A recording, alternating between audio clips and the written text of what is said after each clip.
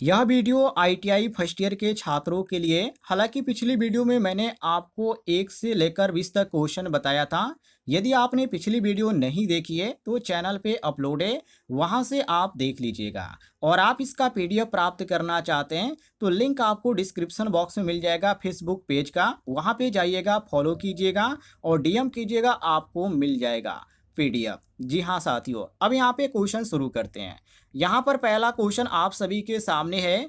ओम का नियम किस प्रकार व्यक्त किया जाता है, मतलब कि ओम का जो नियम है वो कौन से नियम को फॉलो करता है। तो यहाँ पे आपका पहला ही ऑप्शन देखने को मिलता है, V बराबर आई आर। मतलब कि साथियों ओम का जो नियम कहलाता है वोल्टेज बराबर करंट गुणे प्रतिरोध होता है, जो कि ऑप्शन में आपको ए देखने को मिल जाता है। बाकी यहाँ पे बी ऑप्शन दिया गया V बराबर आई प्लस आर, तो ये बिल्कुल नियम गलत है। और यहाँ पे और भी दिया गया है जो कि बिल्कुल यहाँ पे समीकरण गलत दिया गया है। ओम का जो नियम होता है V बराबर आई आर होता है, मतलब कि वोल्टेज बराबर करंट गुणे प्रतिरोध होता है। ये हमारा ओम का नियम होता है। बिल्कुल बेसिक क्वेश्चन है, ए ऑप्शन हमारा सही हो जाएगा। आगे देखते हैं अगले सवाल को। आगे सवाल में पूछा जा रहा है कि विद्युत ऊर्जा का इकाई क्या है। ये भी क्वेश्चन आपका काफी इंपॉर्टेंट है और काफी इजी क्वेश्चन है। जैसे कि यहाँ पर ए ऑप्शन दिया गया वोल्ट, तो ये आपका वोल्ट पहले ही यहाँ पे गलत हो जाएगा, क्योंकि वोल्ट जो होता है वो वोल्टेज का मात्रक होता है, तो हमारा पहला ही ऑप्शन गलत है।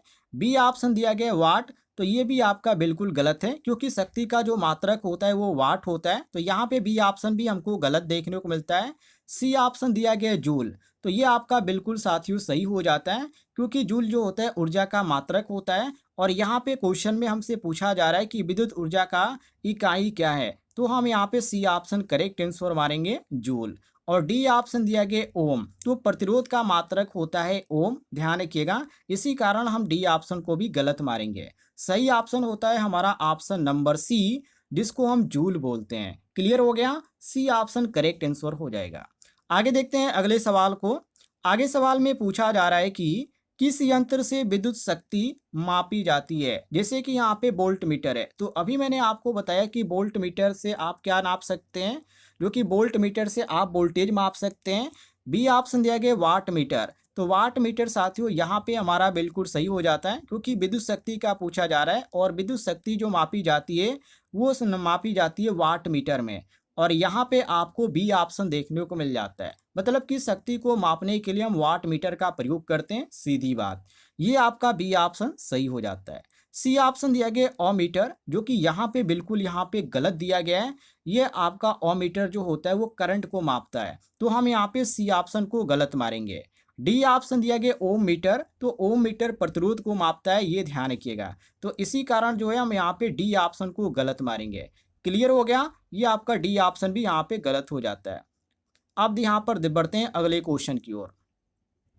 क्वेश्चन नंबर 24 को देखिए।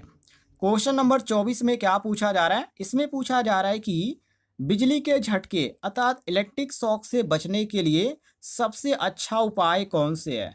तो सबसे अच्छा उपाय यहाँ पर आपसे पूछा जा रहा है। जैसे कि यहाँ पर ए ऑप्शन आपको देखने को मिल जाता है मोटे जूते पहनना, तो यहाँ पे कह सकते हैं कि यदि फर्श पर यदि उस समय करंट फैला हुआ है, तो उस समय यदि आपका मोटा जूता आपने यूज कर रखा है तो वो आपसे सुरक्षा तो दे सकता है, लेकिन इतना यहाँ पे पर्याप्त नहीं है। सुरक्षा के तौर पे ये आप पहन सकते हैं, लेकिन इतना जरूरी नहीं कि आप केवल मोटा यहाँ पर पहने, शूज पहने, तो उससे आप बिजली से बच सकते हैं, नहीं, बिल्कुल भी नहीं।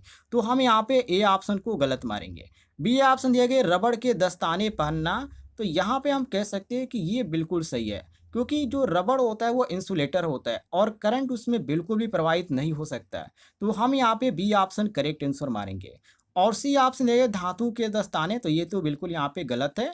और यहाँ पे दिया गया है नंगे पैर काम करना, ये तो ऐसे ही यहाँ पे गलत है, क्योंकि नंगे पैर आप काम करते हैं तो ये तो और भी खतरनाक हो जाएगा, मतलब खतरा और भी बढ़ जाएगा। और यहाँ पे धातु की बात किया गया, तो धातु तो ऐसे यहाँ पे चालक होता है, तो चालक से हम यहाँ पे बिजली का काम कर रहे हैं, तो उस समय चालक के हम दस्ताने तो बिल्कुल भी यहाँ पे नहीं पहन सकते, तो ये हमारा सी ऑप्शन गलत हो जाता है। सही जो ऑप्शन हमारा होगा साथियों वो ऑप्शन नंबर बी होगा, ध्यान रखिएगा, रबड़ के दस्ताने। बी ऑप्शन हमारा करेक्ट आंसर हो जाएगा। आगे बढ़ते हैं अगले सवाल को देखिए। आगे पूछा जा रहा है कि विद्युत प्रतिरोध में एमसीबी का मुख्य कार्य क्या है। एमसीबी का मतलब क्या होता है? MCB miniature circuit breaker. अब इसमें ये पूछा जा रहा है कि इसका मुख्य कार्य क्या है। अब यहाँ पे ए ऑप्शन दिया है वोल्टेज बढ़ाना, जो कि ये आपका पहला ही गलत हो जाता है, क्योंकि एमसीबी जो होता है वो वोल्टेज नहीं बढ़ाता है, ध्यान रखिएगा। पहला ही ऑप्शन हमारा गलत है। बी ऑप्शन है करंट घटाना, तो करंट को घटाने की बात हो या वोल्टेज को बढ़ाने की बात हो, ये इसका बिल्कुल भी काम नहीं होता है एमसीबी का। सी ऑप्शन है ओवरलोड और शॉर्ट सर्किट से सुरक्षा करना, तो ये बिल्कुल सही है, क्योंकि एमसीबी सर्किट में को उपयोग जो किया जाता है सर्किट में, वो खराब होने से बचाती है सर्किट को, इसी कारण हम एमसीबी को प्रयोग में लाते हैं। तो ये ओवरलोड और शॉर्ट सर्किट से सुरक्षा के लिए हम एमसीबी का प्रयोग करते हैं। क्लियर हो गया। आगे यहाँ पे दिया गया बैटरी चार्ज करना, तो ऐसा तो बिल्कुल भी नहीं कि हम एमसीबी से बैटरी चार्ज करते हैं, क्योंकि यहाँ पे गलत मारेंगे इसको। डी ऑप्शन भी हमारा क्या हो जाता है? गलत हो जाता है। सही ऑप्शन हमारा होगा option number C, correct answer. Clear हो गया साथियों। आगे देखते हैं। आगे सवाल में पूछा जा रहा है कि डायरेक्ट करंट अर्थात डीसी का उत्पादन किससे होता है? ये क्वेश्चन आपका काफी इंपॉर्टेंट है। जैसे कि यहाँ पर ए ऑप्शन है अल्टरनेटर, तो अल्टरनेटर मतलब कि यहाँ पे पूछा जा रहा है एसी के बारे में कि यहाँ पे डीसी का उत्पादन कैसे होता है। तो हम एसी से तो हम बिल्कुल भी यहाँ पे नहीं कर सकते हैं, क्योंकि ये आपका अल्टरनेटर जो होता है वो एसी बनाता है, न कि डीसी बनाता है। तो हम यहाँ पे पहला ही ऑप्शन गलत मारेंगे।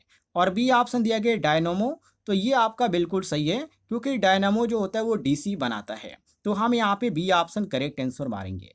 सी ऑप्शन देंगे ट्रांसफार्मर। आपको बता दें, जब भी वोल्टेज को बढ़ाना होगा या घटाना होगा तो उस समय हम ट्रांसफार्मर का उपयोग करते हैं। लेकिन जब यहाँ पे करंट की बात करें कि करंट का उत्पादन किससे किया जाता है, तो उस कंडीशन में हम ट्रांसफार्मर को बिल्कुल भी नहीं मारेंगे। ये आपका सी ऑप्शन गलत हो जाएगा। डी ऑप्शन देंगे इन्वर्टर, तो ये भी आपका बिल्कुल गलत है साथियों, क्योंकि डीसी को एसी में जब बदलना होता है तो उस समय हम यहाँ पे इन्वर्टर का प्रयोग करते हैं। तो ये हमारा अलग चीज़ है। हमारा जो सही हो जाता है ऑप्शन नंबर बी, बिल्कुल करेक्ट आंसर हो जाता है। आगे देखते हैं अगले सवाल को। आगे सवाल में पूछा जा रहा है कि किस पदार्थ का विद्युत प्रतिरोध सबसे कम होता है? जैसे कि यहाँ पे कॉपर दिया गया है, तो यहाँ पे कॉपर का जो होता है साथियों, ये आपका जो होता है सबसे कम यहाँ पे माना जाता है। कम यहाँ पे इसलिए माना जाता है क्योंकि तांबा जो होता है वो बहुत ही अच्छा चालक होता है, और अच्छा चालक क्या होता है? जिसमें यहाँ पे प्रतिरोध जो होता है वो कम होता है, तो इसमें आपका प्रतिरोध जो होता है सबसे कम होता है तांबा में। ये हमारा ए ऑप्शन सही हो जाएगा। बी ऑप्शन दिया गया है लोहा, तो ये आपका बिल्कुल गलत हो जाएगा, क्योंकि इसमें प्रतिरोध जो होता है वो काफ़ी अधिक होता है, तो हम इसको गलत मारेंगे।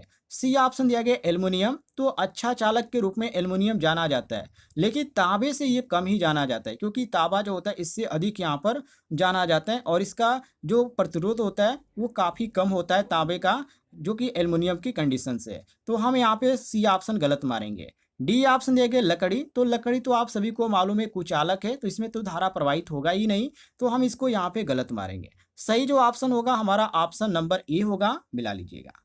आगे देखते हैं अगले सवाल को।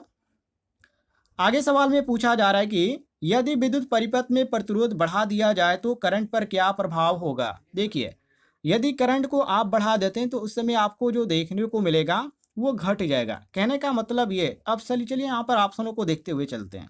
जैसे कि ए ऑप्शन दिया गया बढ़ेगा, तो ये आपका गलत हो जाएगा। गलत यहाँ पे इसलिए यहाँ पर मारेंगे क्योंकि प्रतिरोध जब भी बढ़ता है तो करंट घटता है, तो इसी कारण हमारा ए ऑप्शन गलत हो जाएगा।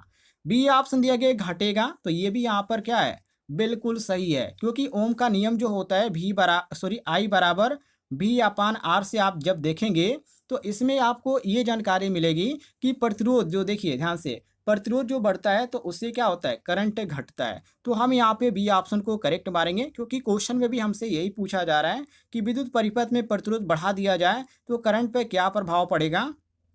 तो करंट जो होगा साथियों वो क्या हो जाएगा? वो घट जाएगा। यहाँ पे आपका बी ऑप्शन करेक्ट आंसर हो जाता है। आगे देखते हैं अगले सवाल को। आगे सवाल में पूछा जा रहा है कि धातुओं में विद्युत धारा के प्रवाह के लिए कौन जिम्मेदार है? वेरी वेरी इंपॉर्टेंट क्वेश्चन है।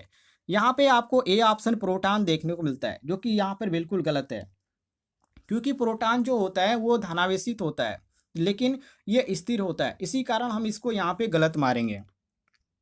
ये बिल्कुल भी नहीं है। इलेक्ट्रॉन यहाँ पे बिल्कुल सही है, क्योंकि धातुओं में मुक्त इलेक्ट्रॉन जो होता है वो करंट का कारण बनता है, आप सभी को मालूम होना चाहिए। तो हम यहाँ पे बी ऑप्शन सही मारेंगे। सी ऑप्शन देंगे न्यूट्रॉन, जो कि ये भी यहाँ पे बिल्कुल गलत है, क्योंकि ये जो होता है निःशुल्क होते हैं, ये आपका कोई भी इसमें नहीं होता है, तो ये जो होता है धारा में भाग तो नहीं लेते हैं, तो हम इसको भी गलत मारेंगे। डी ऑप्शन देंगे आयरन, तो ये भी बिल्कुल यहाँ पे गलत है, क्योंकि करंट का जो कारण बनता है वो आपका इलेक्ट्रोलाइट में होता है, तो इलेक्ट्रोलाइट में करंट का कारण ये बनता है आयरन, लेकिन धातुओं में नहीं बनता है, तो हम यहाँ पे डी ऑप्शन को गलत मारेंगे। सही ऑप्शन होगा हमारा ऑप्शन नंबर बी, मिला लीजिएगा। आगे देखते हैं अगले सवाल को, जिसमें पूछा जा रहा है कि एक सामान्य घरेलू बल्ब का फिलामेंट किस तापमान पर चमकने लगता है। ये भी क्वेश्चन आपका काफी इंपॉर्टेंट है। तो एक यहाँ पे निश्चित तापमान होता है, जो कि इसकी ये रटने वाली चीज है, इसको आप रट लीजिएगा, जो कि 2500 अंश सेल्सियस होता है, जो कि यहाँ पे आपको सी ऑप्शन में देखने को मिल जाता है। सी ऑप्शन आपका बिल्कुल करेक्ट आंसर हो जाता है। क्लियर है साथियों, सी ऑप्शन आपका सही हो जाएगा। यदि आपको जानकारी पसंद आई होगी तो इस वीडियो पर एक लाइक कीजिएगा, और इस वीडियो के नीचे आपको एक बटन दिख रहा होगा सब्सक्राइब वाला, उसे जरूर दबाइएगा।